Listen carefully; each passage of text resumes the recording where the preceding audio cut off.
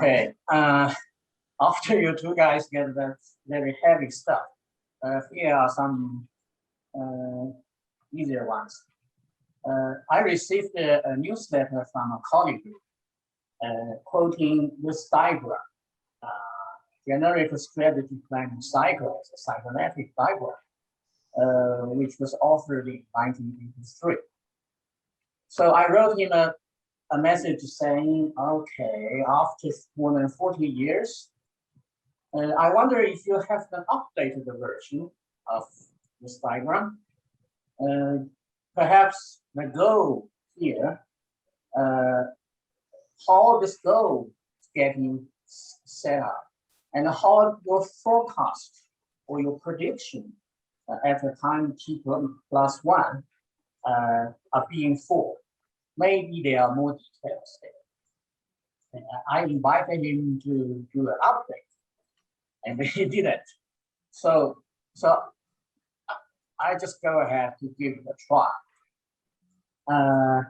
Here is my general wide angle framework for a set of knowledge that I call communications. I like to equalize what we academics are doing with our models, theories, and new constructions. I would like to equal these activities with the stone axes that created by primitive humans. And so you can do whatever you want. You try whatever fancy model you do. But at the end of the day, you will face in a question, how are you going to use it?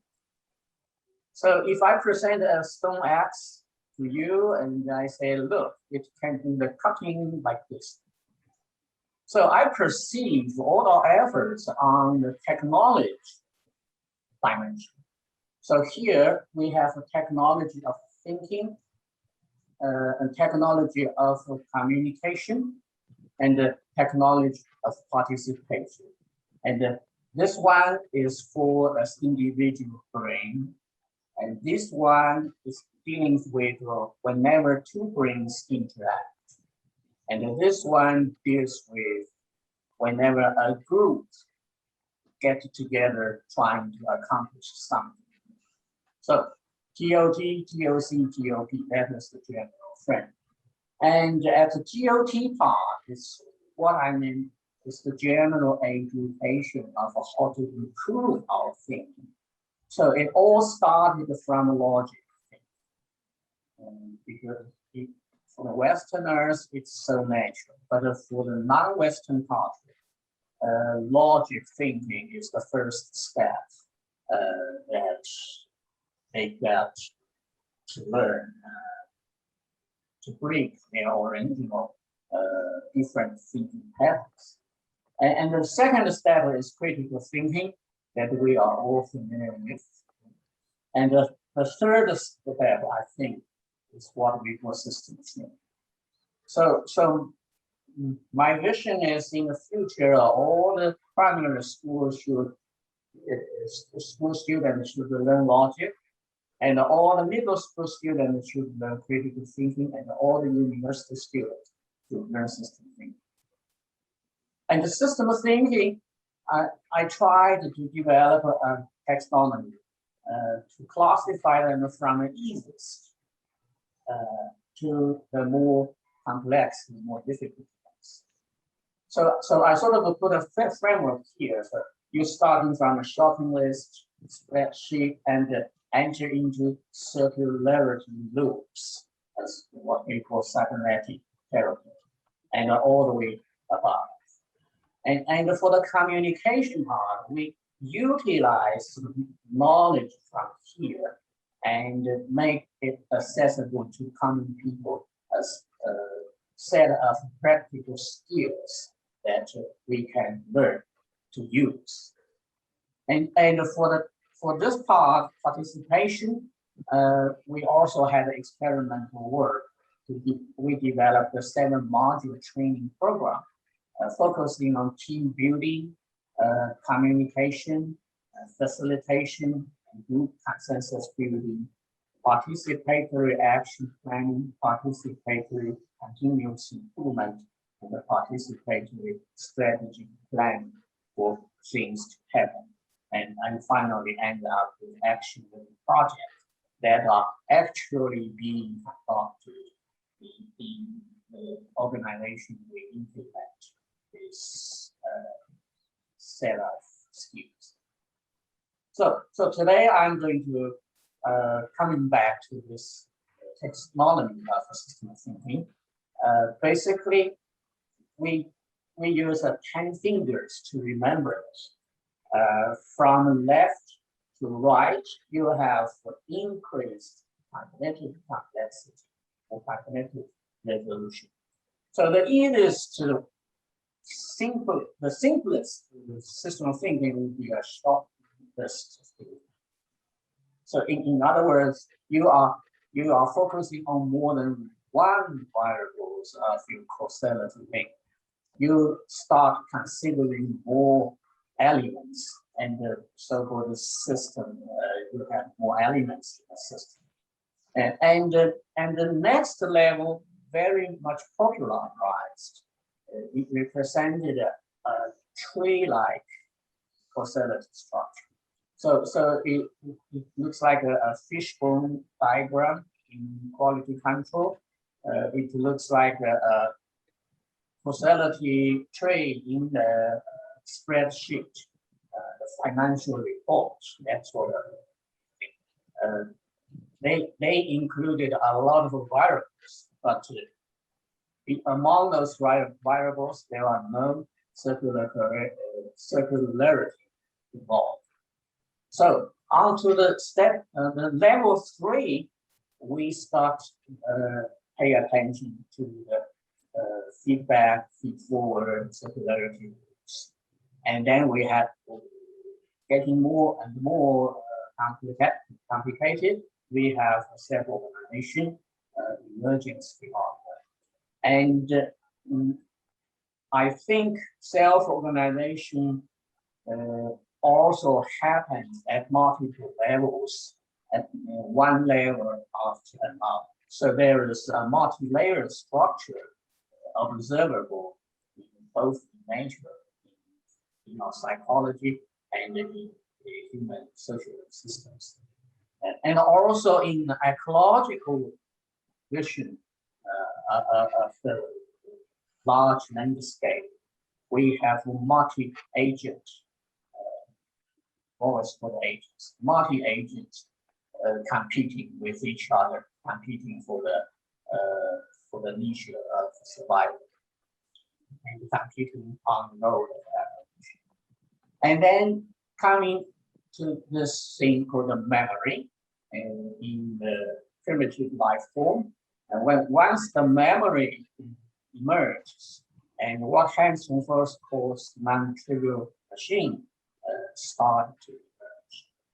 So as you go on this line more and more, and each level has a more sophisticated development than the previous one.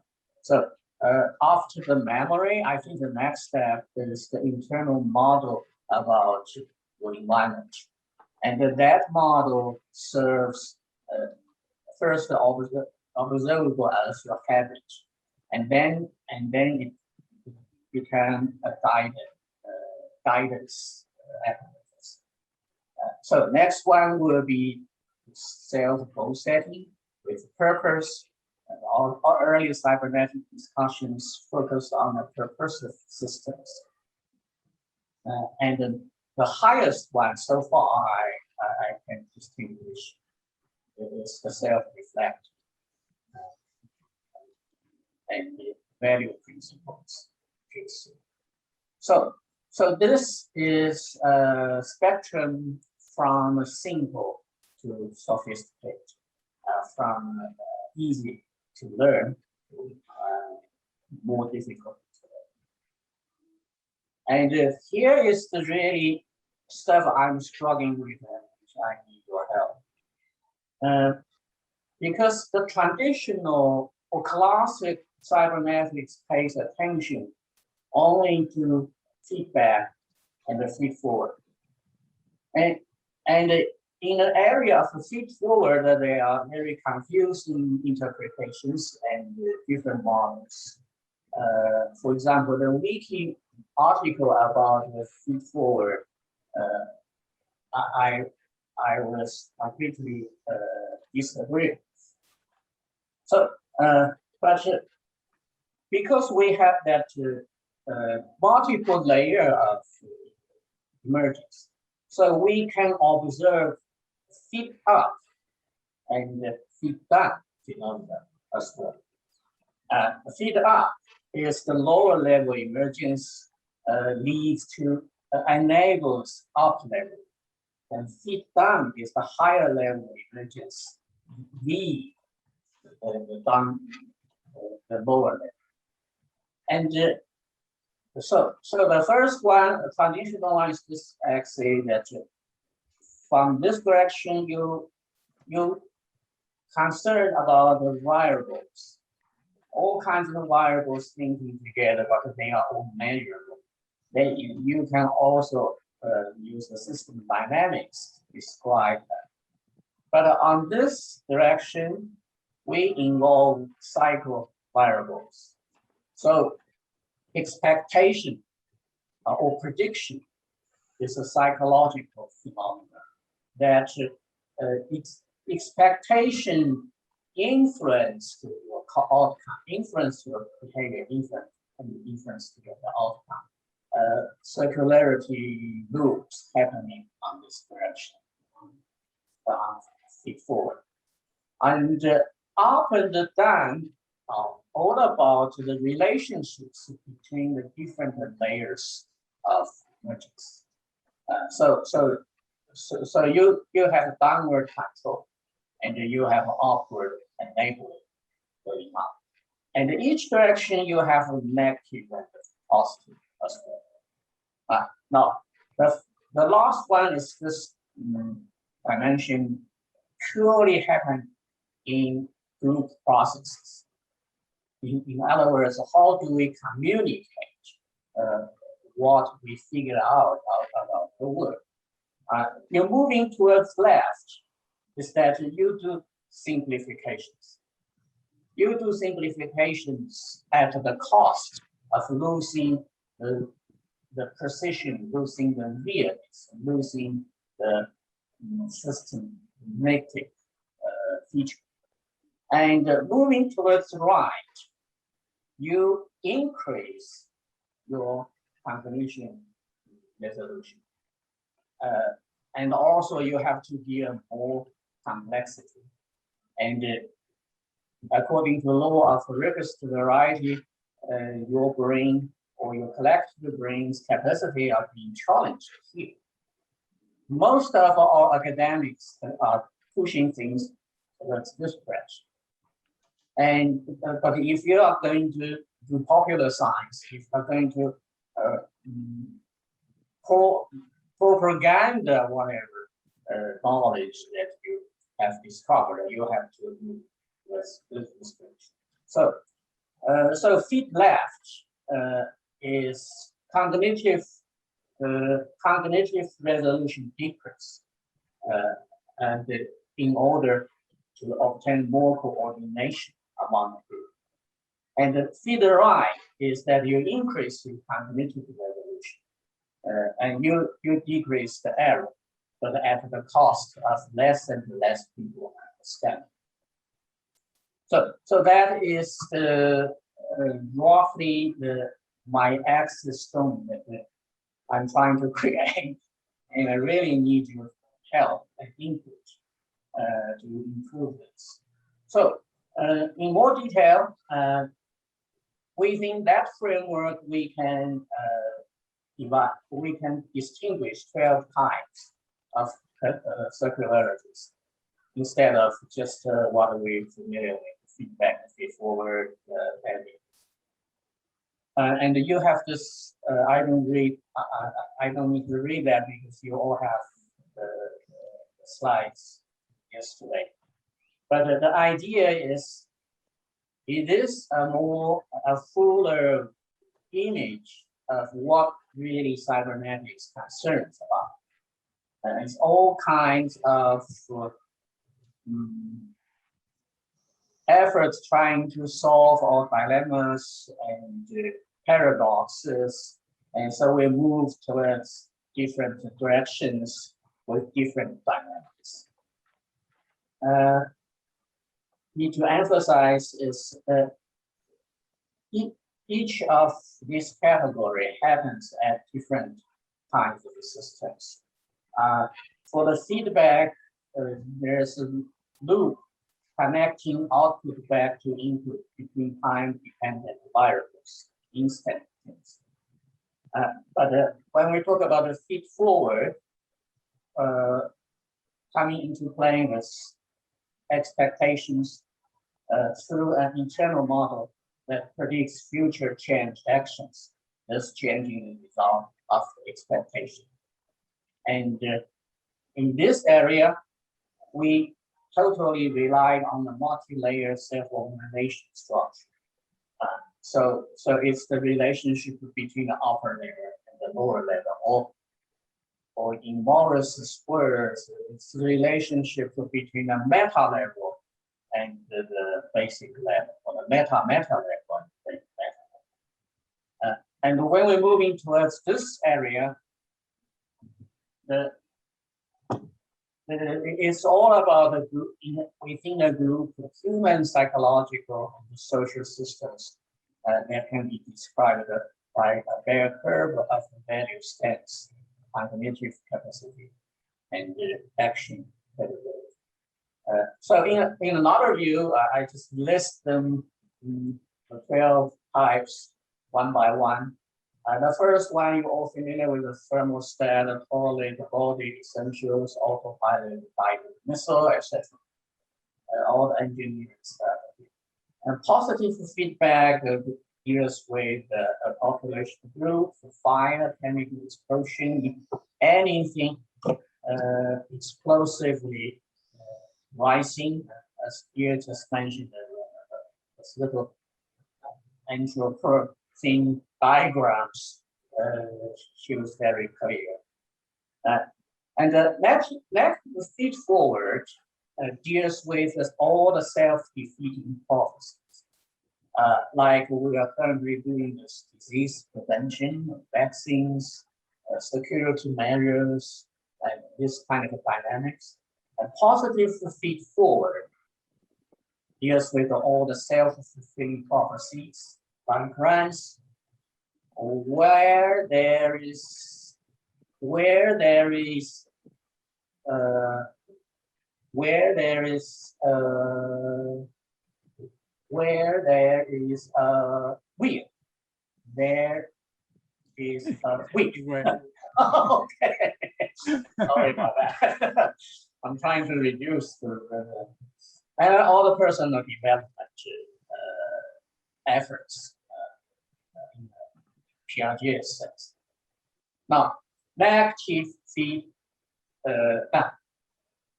We have examples like upper processes reduce degree of freedom of lower layer. Examples like law, like you behave in a traffic light, your behavior is controlled by upper layer process of law, and the language, the limitation aspect of language, versus on the next level is the upper process by directions of the lower layers. Examples of leadership, language, the positive enabling feature of language. And negative feed up is the lower behavior sabotage upper layer process. Things like a strike, occurring in Chinese popular term "lie flat," which means uncooperative. Lie flat, everybody lie flat. And slack, and I forgot what we did myself. But anyway, positive feed up is the lower process enables, facilitate upper level processes, social movements. And even Club of Remy here is that everybody is actively participating, enable a club to be run smoothly. Negative feed left is oversimplification, widely observed groupthink phenomena, and a lot of unintended consequences. Positive feed left is the use of analogy metaphor that improve understanding and coordination. Negative feed right is a phenomena picking up succession but lost the word you lost the sense. You got buried in too much details. A lot of problem we academics committed is here because we created a very fancy theory that only ourselves, a very small group of people enjoy, but without the actual utility. And positive feed right is that we really obtain a higher resolution comprehension, high precision knowledge, and so what we call professional. So finally, different feature. These features emerge in different kinds of systems. And this is just a roughly sketch, so you can modify it or improve it. First two are mostly in classical mechanical and biological systems, like Wiener's Swiss subtitle already said that. And these two more haven't focused on psychological and social systems. And all from here to here, we can observe it in ecological and social systems. And these four are purely human social systems operating with language, cultural DNA, and cultural genes. It's like the two sides, the area of between the popular science versus frontier science, propaganda versus the serious research, diligence versus knowledge-based values, and emotionality driven versus fictionality driven. So that is my stone axe for you to comment. Yes.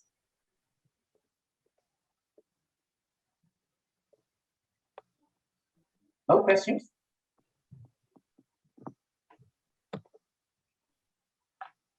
Jason, I really like the way that you're expanding feedback away from just negative feedback and positive feedback. I think that gives us a better palette to be able to paint interactions. And the first two presentations were about agency and interactions, and we need a language and methodology to deal with it. So thank you. Jenny has a question. Yes, it's both for Bill and Jason.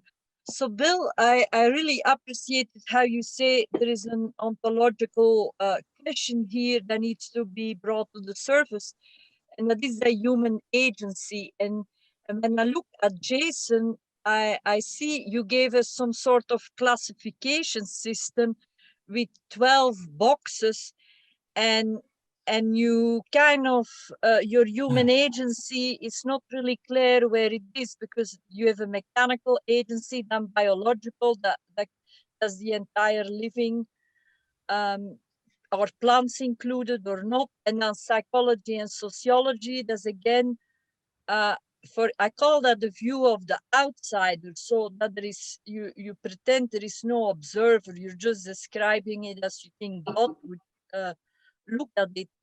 And then in the bottom, you see the human agency. So what I hear from Bill is that we really need to focus on the human agency and the feedback loops. And Bill, the language that I'm familiar with is that it talks about consequences, but it says intended, unintended, desirable, undesirable, and then for whom, because it may be desirable for me, but not for someone else. And I think that's precisely what Kenneth Boulding was talking about. And that again brings me back to Jason's presentation. When you did your feet forward, feet back, feet up, feet down, feet left, right. So you were thinking about it in a spatial metaphor. But when we talk about consequences, we talk about time. And so how do we think about our relation with time? And I think that's the whole point of cybernetics. You try to imagine it before you actually have taken the action, but not just me, not just the researchers, but you try to teach that to every single human being so that at least they have a language to talk about, I mean, the consequences of their actions. So, Jason, I'm trying to understand. Of course, I like also Bill's feedback, but I'm trying to understand how do I turn that into an action tree or an action paradigm. This is what you have been describing here. Yeah. And actually then I don't know whether Klaus is still here, but he would be the one who would be telling us how to turn it into a communication or a conversational paradigm. I have a very short answer to Jamie's questions. The whole thing, as you see here, are supposed to be tools. Tools that we improve our thinking, tools that we improve our understanding with each other, and the tools that we work with the group. So the 12 types of circularity is only here. It is only here, or maybe a combination of the views developed in this area. So because the traditional focus on feedback created the whole field of cybernetics. So feedback today is become a common word, common vocabulary that even use car salesperson are using that. But the complexity of the systems we encounter, observed by me and hopefully by my colleagues together, and hopefully by more and more people, that it's not only feedback there. It's all kinds of feeds on different directions. So that was the effort I was trying to make. And here, of course, I'm an observer, but whether or not my feature comes into this observation is not irrelevant. It's all subject to whether or not you guys agree or not. So, Jason, if I may say, this slide is totally disconnected from your closing slide, is where you bring up a whole bunch of. No, this is the wide angle thing, and the closing slide is kind of like a telescope. So focusing on this small area of what we call circularities. Yeah. Okay, then maybe number 2, I would say that I'm working with a model developed by Ian Sutty, and it's also maybe Maurice knows more about the object relations paradigm in psychoanalysis. And I say we come in the world out of an interaction while we're still in the womb, we're listening to our mother's voice and all the people around her. So we never think as an individual. So I would kind of try to find a way to bring your what you call individual to like express that in a relational way. I mean, because the whole point of language is that we're always talking with someone, And now the challenge is we have someone in our head that we're talking to, but is that the person that's out in the world, or is there a disconnect? And again, I think that's the point of the critical cybernetics that Klaus is going to are working on, is to make sure that the fantasy that we have in our head, that is actually the real person in front of us. And I think maybe that's also something that Maurice is working on. That was exactly my suggestion to Morris, that the instrument survey questions can be tried out instead of just observing Trump and Maria Theresa, because a lot of people are making fun of Trump. So so I'm kind of more sympathetic to him. Nobody is perfect. Trump is far from perfect.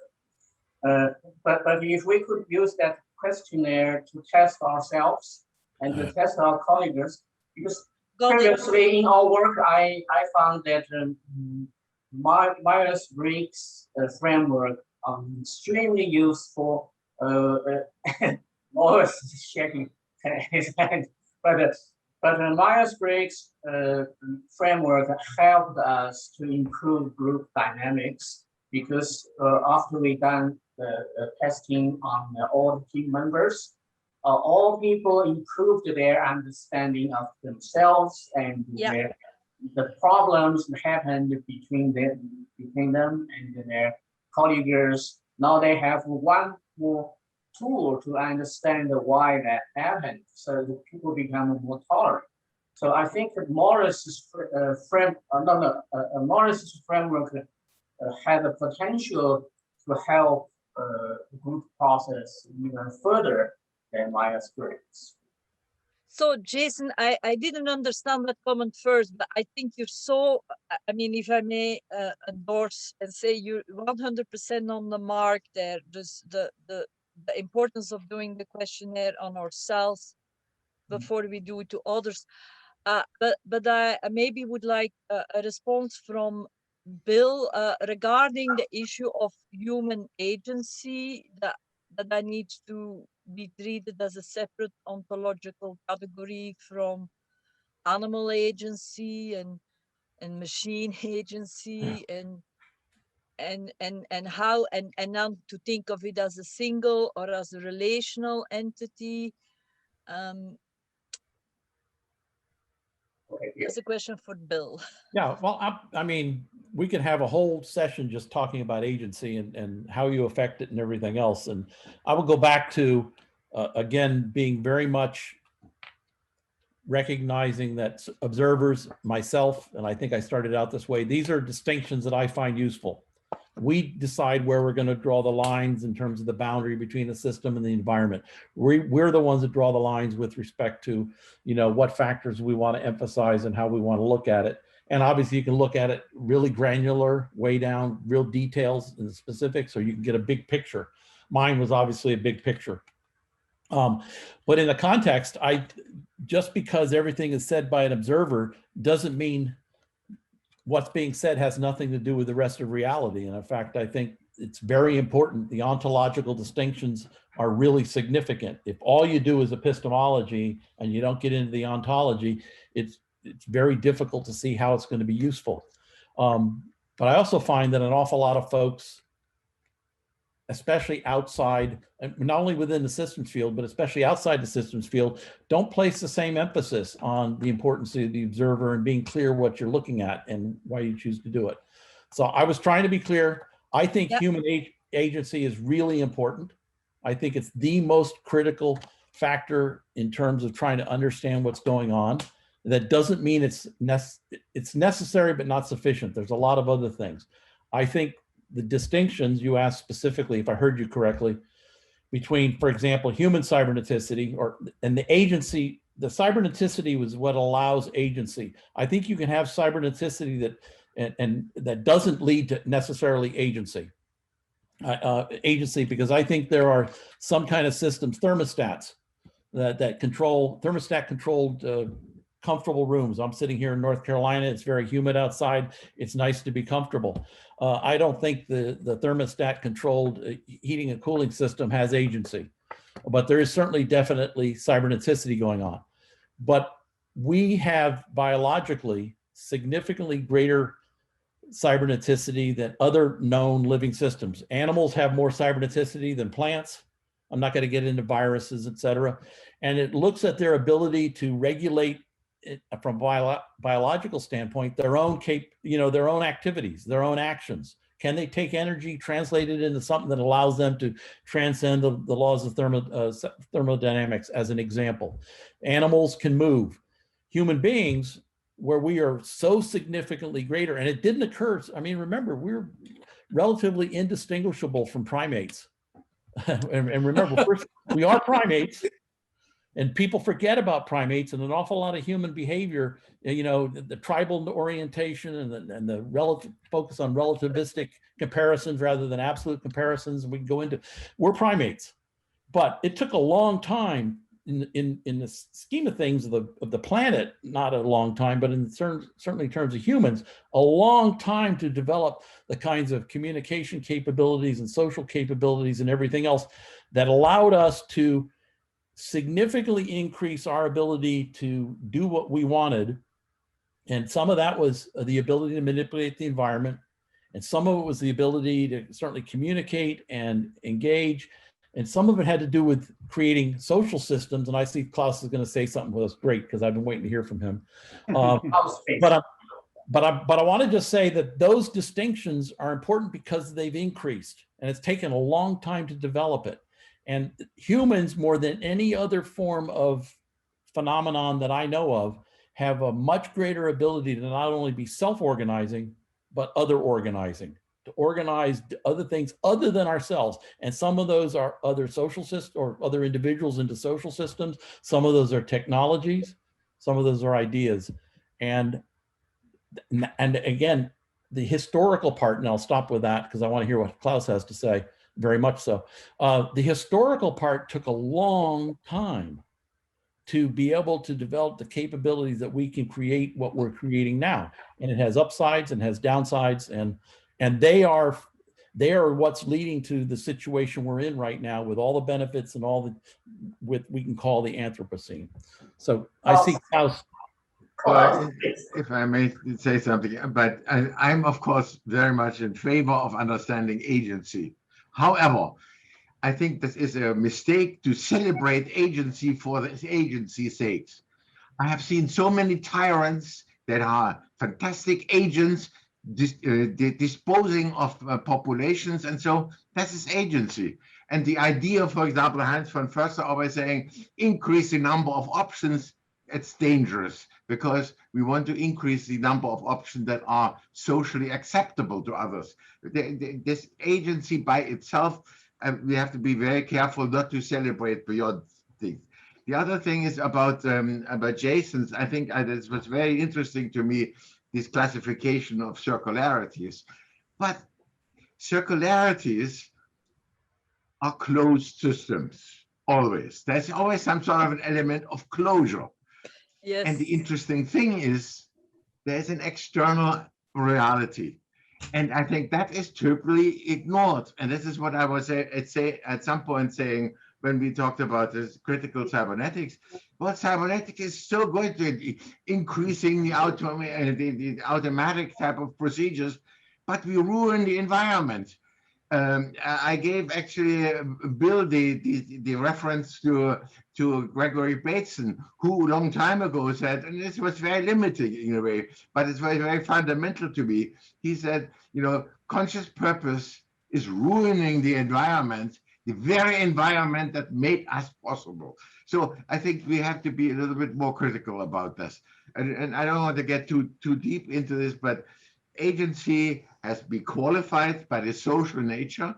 And I would say agency that is not socially acceptable, it's really questionable.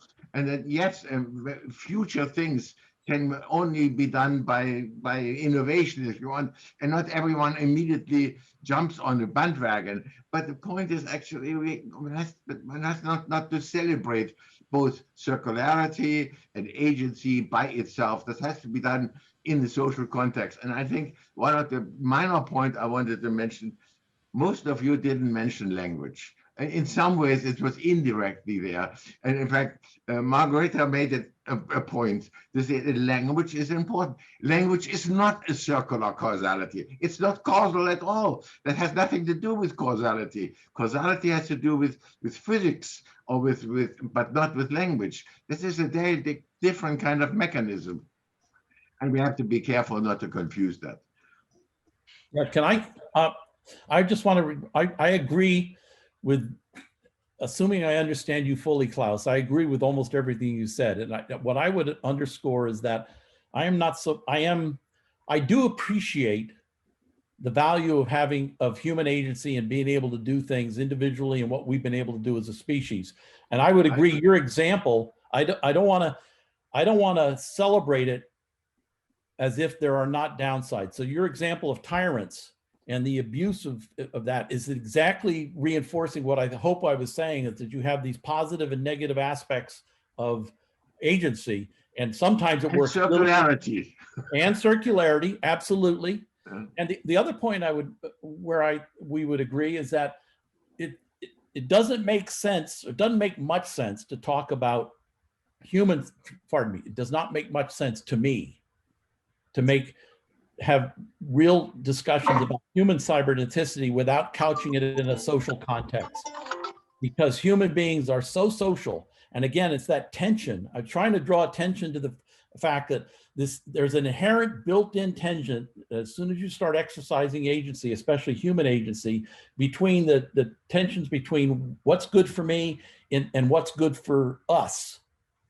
And therefore we have to. And so your comments with respect to when we think about what we're going to do and how we're going to do it, taking into autonomy that is socially acceptable. You didn't put it quite that way, but I'm not, because I didn't get but that was in essence what I was getting. That I fully agree with. And that's the whole issue of the tragedy of the commons, is that if you have social contacts, but you don't have a whole lot, and there's a lot of room, and there's a lot of resources, and people can exercise their autonomy and seek to maximize it to their own benefits without worrying about what's socially acceptable, et cetera, then that's a different situation. Now, if we had a planet of 1 billion people versus 8 billion people, it'd be much easier to sort out what's socially acceptable, not socially acceptable. But the key point I was trying to make, I think, was consistent with your observations. We got to be very careful about this. And anytime you're looking at the tremendous, I've seen too many, it's too easy for us as human beings to justify and celebrate all the positives that come out of it, like increased prosperity, et cetera, and not pay attention to the downsides, like significant inequalities and racism, et cetera. And and I'll close with this, because it ties into your point about language, and you are much more articulate and knowledgeable about the role of language and communication. But I do think there's a huge difference between in doing autonomy and celebrating our autonomy and enacting our agency, to do it through conversation, through collaboration, not just one way, I'm going to tell you how to do things, et cetera. And I don't find that emphasis on collaboration in most other fields as much as I see it scientifically in cybernetics, which is one of the reasons why I think it's really, really important. We're trying to figure out how we can, and that conversation leads to participation or participatory effects. So points taken. My point is actually, when you would talk about agency, that is very highly individualized, but maybe we should not use this word. Maybe there is something like, actually, conversation means conversation. That means several versions, and they are mingled together. And that is far more important to think con-action, if you want, not active action.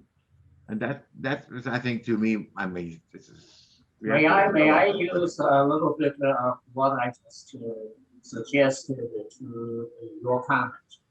when Klaus emphasized on language, if you notice in my slide, I put a language plus and the language minus. So obviously we are aware of the two kinds of languages. One kind of language is enabling, and the other kind of language is limiting.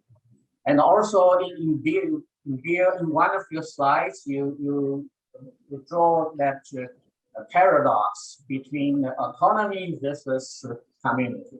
And so that autonomy, if you have more autonomy, then the community got damaged.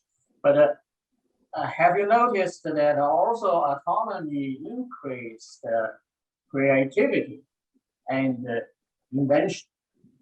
For example, Steve Jobs created this iPhone for all of us. So that is also an effort that's on both directions.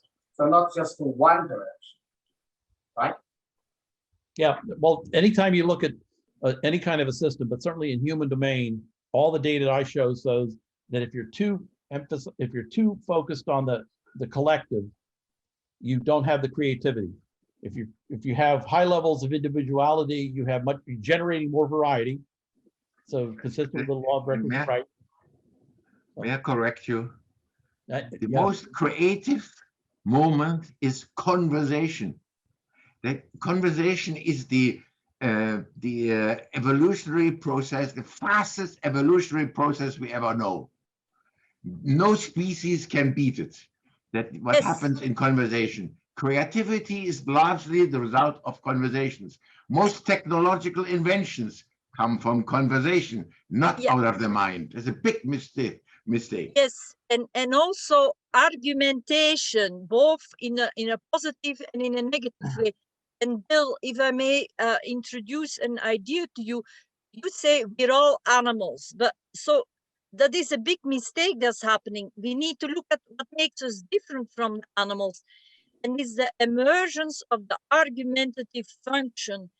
This to argue, because argue is not saying it's true or false. It's more saying, what do you mean? Is it valid? Is there something we haven't talked about yet? And that particular function that is not found in any other animal. So all these biologists that get grants to study other animals and then extrapolate what that says about human beings, they're missing the most important thing, that is that ability to argue, and what is language doing. And so okay, Klaus, I think I don't want to, the word argument is always implying that you want to be right or something. No, there are four different I understand what you're metaphors. saying. And Yeah, I personally think that conversation is a better metaphor, if you want. You point out of an idea, someone picks it up or not, and as a result, certain things happening. And that is what creativity is due to. And in fact, when you said it is in the mind, it is not in the mind. Even if you create as an inventor, and I've done a lot of inventions, but I'm creating them by talking to other people, sometimes imaginary people, but it is always an interaction, and it is not just the creativity of a mind. Yeah, I didn't say that, but what I would argue, I would agree with, I think, is that one, the ability to have conversation and language is one of the critical factors that led to human beings having significantly greater cybernetic capabilities than other animals. Second, I think that when you have highly diverse groups of people who can engage in constructive conversations rather than violent conversations, I agree the creativity comes out of the conversation. It's the interaction. And it's not just conversation, it's also interacting and doing things. It's talking, and so broadly defined. But the creativity comes from that interaction, including conversation, including doing things. But if you have lots of diversity, you're going to get more creativity out of conversation than if you have everybody who's thinking the same way, acting the same way, only seeing things the same way. And if the gap is too big, you don't get the creativity. So it's, again, a tension, and hopefully a creative tension rather than a destructive tension in interaction, conversation between autonomy and the collective, and being able to sort that stuff out. If you don't have agency and the ability, you can't engage in meaningful conversations and interactions. So, and again, I welcome anything that helps enrich all of this. This again, this was in my particular case, as I think all of us, this was the tip of the iceberg in terms of what we're thinking about and what we're doing. There's still more work to be refining. So I also know that we're really running out of time. So Jason, I'll let you wrap it up. Oh, well, concluding remark. If I could just sort of summarize, I think we've made some major advances. In dance, they have Laban notation, which is how do you do all the movements. What I see in Jason's presentation is a basis of a dance notation for conversation. Ability to say, how do I move? Now move that with agency, and that wonderful definition of Maurice's, internalize the perceived externality. So the dance between how do you do the Laban notation of conversation with truth and consequences. It means if I'm configured like this, my consequence means the planet dies. I configure like this, my little group prospers. If I configure like that, I prosper. You know, so